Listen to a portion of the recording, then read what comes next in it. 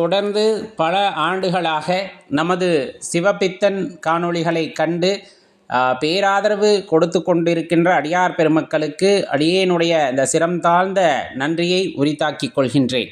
திருச்சிற்றம்பலம். திருமுலரையா திருவடிகள் போற்றி போற்றி குருவடியும் திருவடியும் வணங்கின்ற பதிவை ஆரம்பிக்கலாம். அடியார்களே, உண்மையாகவே சிவத்தை வழிபடுவதன் பொருட்டு அடியார் பெருமக்கள் யாவரும் மகிழ்வாக இருப்பார்கள் அப்படின்னா அதில் எந்த மாற்று கருத்துமே இல்லை.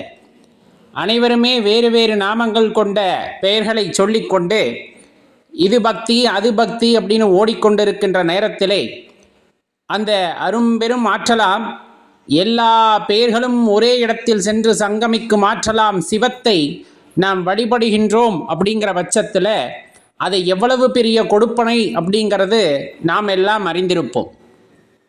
பொதுவாக இதை திருமந்திரத்தில் ஐயா குறிப்பிட்டு சொல்லும்போது, சிவனோடு ஒக்கும் தெய்வம் தேடினும் இல்லை, அவனோடு ஒப்பாரிங்கு யாவரும் இல்லை, புவனம் கடந்தென்று பொன்னொழி மின்னும் தவணச் சடைமுடி தாமரையானே அப்படிங்கிற அந்த பாடல் வரிகளின் வழியாக விளக்கியிருப்பார்.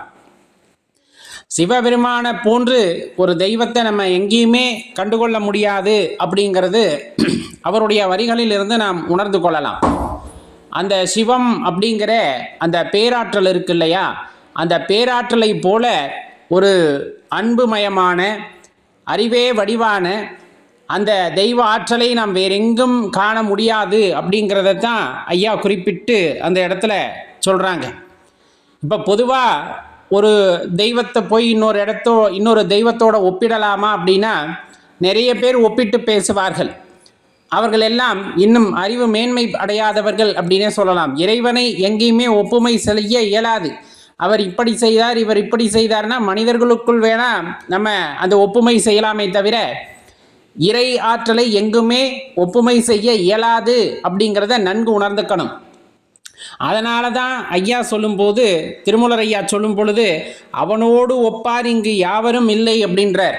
நீங்கள் யாரை கொண்டு போயும் அவரோட ஒப்புமை செய்ய முடியாது. அந்த ஆற்றலுக்கு, இறைவனுடைய அந்த ஆற்றலுக்கு ஈடு இணை எந்த ஆற்றலுமே கிடையாது. ஏன்னா இது மூலப்பரம்பொருள் அப்படின்னு சொல்லக்கூடியது. இந்த பிரபஞ்சம் தோன்றியதற்கான அந்த மூலம் இருக்கு இல்லையா, அந்த சிவம், இதை போய் யாரோட ஒப்பீடு செய்வது? இந்த பூமியிலே பிறந்து மனிதர்களாக வாழ்ந்து ஒரு மேன்மை நிலையை அடைந்தவர்களை கொண்டு போய் நம்ம இந்த சிவத்தோடு ஒப்பீடு செய்ய முடியுமா அப்படின்னா கண்டிப்பாக செய்ய முடியாது. அப்படிங்கிற அந்த தாற்பயத்தில் போகிறோம். அப்படிங்கிற பட்சத்தில் சிவத்தை உணர்ந்தோர் அகமாக உணர்ந்திருக்கலாமே தவிர அதே புறத்தே கண்டு புறத்தே மகிழ்ந்து அவர் ஒரு முக்தி நிலையை அடைந்தவரை நாம் தூக்கி கொண்டாடுகின்றோம் அப்படின்னா அது சிவத்தோடு ஒப்பிட முடியாது அப்படிங்கிறது ஐயாவோட கூற்றா இந்த இடத்துல நம்ம தெரிஞ்சுக்கணும். இன்றைக்கும் சித்தர் பெருமக்கள் நிறைய பேர் இருக்காங்க, ஜீவசமாதி அடைஞ்சிருப்பாங்க, அவர்களும் சிவத்தை முன்னிறுத்தியே இருந்திருப்பார்கள் அப்படிங்கிறத நம்ம அறிந்து கொள்ளக்கூடிய ஒன்று தானே தவிர அது புறக்கணிக்கக்கூடிய கருத்தும் கிடையாது அப்படிங்கிறத தெளிவாக தெரிஞ்சுக்கணும்.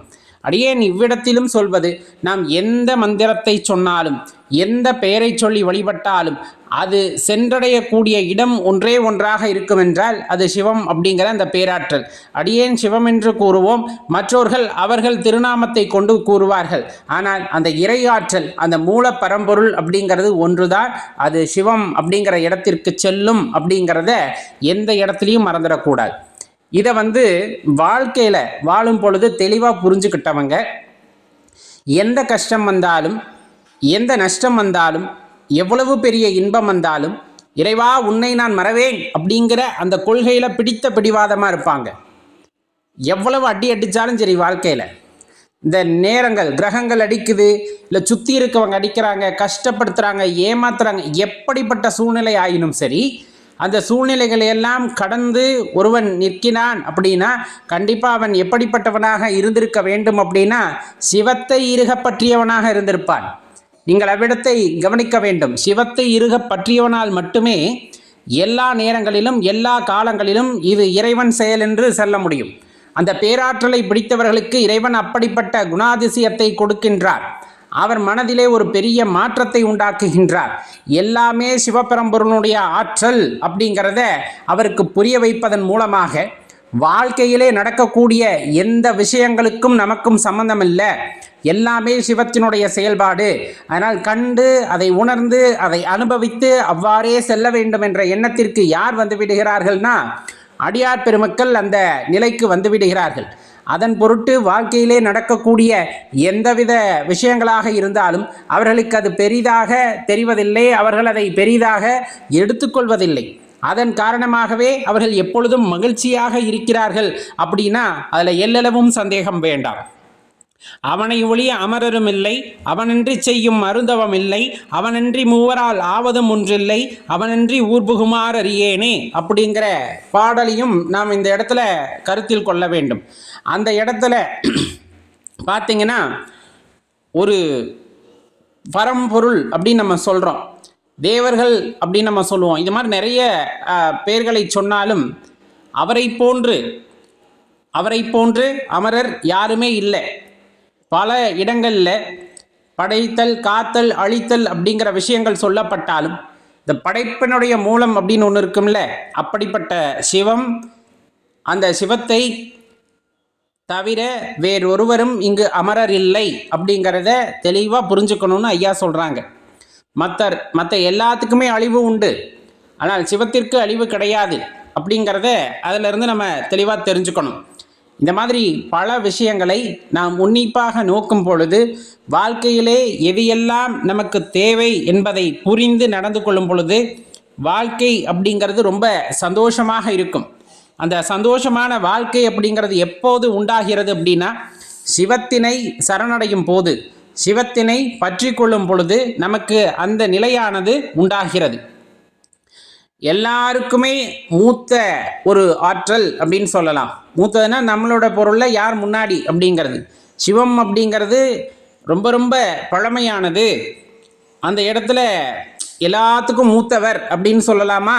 நம்ம மனிதர்களை சொல்கிறது மாதிரி நம்ம சொல்லணும்னா அந்த பேராற்றலை மூத்தவர் அப்படின்னு நம்ம சொல்லுவோம். அப்படிப்பட்டவர், அவருக்கு மூத்தது யாரும் இல்லை அப்படின்னு சொல்லலாம். அப்படி பழமையான ஒரு ஆற்றலை நாம் வழிபாடு செய்கின்றோம். அப்படிங்கும் போது எதற்கு வழிபாடு செய்யணும் சொல்லுங்க? நம்ம வழிபாடு செய்யறதுனால அவருக்கு எதுவும் பிரயோஜனம் உண்டா? இத்தனை கோடி பேர் வழிபடுறதுனால நான் தான் பெரியாள் அப்படின்னு சிவத்திற்கு யாரும் கிரீடம் வைக்க போகிறார்களா அப்படின்னா அப்படிலாம் கிடையாது. இங்கே வேணால் ஒரு 100 பேர் ஓட்டு போட்டு ஜெயிச்சுட்டா நான் தான் ஜெயிச்சேன்னு ஒரு சீட்டை பிடிச்சி உக்காந்துக்கலாம். ஆனால் அங்கே அப்படி கிடையாது. நீ வழிபட்டாலும் சரி, வழிபடலைனாலும் சரி, சிவம் தனது இயல்பிலிருந்து எப்பொழுதும் மாறப்போவது இல்லை. நீங்கள் போற்றுவதன் காரணமாக உங்களுக்கு நிறைய கொடுக்கிறதோ, ஒரு சிலர் தூற்றுவதன் காரணமாக அவர்களை அழிக்க வேண்டும் என்பதோ சிவத்தினுடைய அந்த தன்மை கிடையாது. நீ வணங்கினாலும் வணங்காவிட்டாலும் சிவத்தின் தன்மை மாறாது. ஆனால் அதனால் பயனடைய போவது யார் அப்படின்னு பார்த்தா, உண்மையாகவே சரணடைந்து வழிபடுகின்றோம் அப்படின்னா நமக்கு மோட்சத்திற்கான வழியை அவர் காட்டுவார். இந்த பிறப்பு இறப்பு இல்லா நிலையை நோக்கி நாம் செல்ல வேண்டும் என்று அவரை சரணடைந்திருந்தோம் எனில் அதனை சாத்தியமாக்குவதற்கான வழிகளை அவர் காட்டுவார். அதுலேயும் நம்ம தான் முன்னேறி போகணும். அவர் கதவை மட்டும்தான் திறந்து விடுவாரே தவிர கையை பிடிச்சி கூட்டிகிட்டு போகிறது அப்படிங்கலாம் கிடையாது. உனக்கான வழி இது, முடிஞ்சால் பயணித்து போ. ஏன்னா இந்த பிறப்பிறப்பு இல்லா சுழல் அப்படிங்கிறது அவ்வளவு சீக்கிரமாக நின்று விடாது. ஏன்னா செய்த நல்வினை தீவினையின் காரணமாக இது தொடர்ந்து நடக்கக்கூடிய ஒரு செயல். ஆனால் மனிதன் எப்போ அது வேண்டாம் அப்படின்னு நினைக்கிறான்னா, கஷ்டம் நிறையா வரும்போது சில பேர் நினைப்பாங்க, ஐயா எனக்கு போதும் இந்த வாழ்க்கைன்னு. அப்போ அந்த வாழ்க்கை முடியாது. தெளிவாக தெரிஞ்சுக்குங்க. படுகின்ற கஷ்டத்தினால் ஒருவன் இந்த பிறப்பு இறப்பு என்னும் சுழல் எனக்கு வேண்டாம் நினைக்கும் போது அதிலிருந்து வருவதற்கான வாய்ப்பு இல்லை. ஒரு காலகட்டத்தில் அந்த கஷ்டத்தையும் நஷ்டத்தையும் சந்தோஷத்தையும் சமமாக பார்க்க தெரிஞ்சவங்க, அதாவது சிவமேன்னு இருக்க தெரிஞ்சவங்க, ஒன்றுமே செய்யாமல் இருப்பாங்க இல்லையா, இதை பார்த்துட்டு காட்சி பொருளாக மட்டும் கடந்து போகிறவங்க ஒரு வெறுமை நிலை ஏற்பட்டு இவ்வளவுதானா இந்த வாழ்க்கை, இவ்வளவுதானா இந்த வாழ்க்கை, இந்த வாழ்க்கைக்கு நான் எப்போவுமே உன் பாதத்தின் கீழ் ஒரு தூசியாக இருந்துட்டு போயிடுவேன் அப்படிங்கிற அந்த உண்மையை உணர்ந்து இந்த நல்வினை தீவினை எதுவுமே தனக்கானது அல்ல, எல்லாம் இறைவன் கொடுத்தது, நான் செய்கின்ற புண்ணியம் யாவும் இறைவனை சென்றடையட்டும், நான் அறிந்தோ அறியாமலோ செய்கின்ற பாவங்களும் இறைவனால் மன்னிக்கப்படட்டும் அப்படிங்கிற அந்த ஒரு பக்குவ நிலைக்கு பாவம் ஏதும் செய்யாமல் புண்ணியம் ஏது செய்தாலும் அது இறைவனுக்கே அப்படிங்கிற அந்த மனது ஒருவருக்கு வருகிறது. அப்படிங்கும் போது அவர் முக்தி நிலை எய்துவதற்கு தகுதியானவர் ஆகின்றார். அப்படிங்கிறத ஞானியர்கள் சொல்ல நாம் அறிந்திருப்போம். அப்போ இது மாதிரி பல வழிகள் இருக்குது. அந்த பல வழிகளிலே நமக்கான வழி எதுவோ அதை கண்டறிந்து இறைவனை சரணடைந்து நாம் செல்கின்றோம், அந்த வழியிலே பயணிக்கிறோம் அப்படின்னா அது மேன்மையான நிலையாக இருக்கும் என்பதை மனதில் கொள்ளுங்கள்.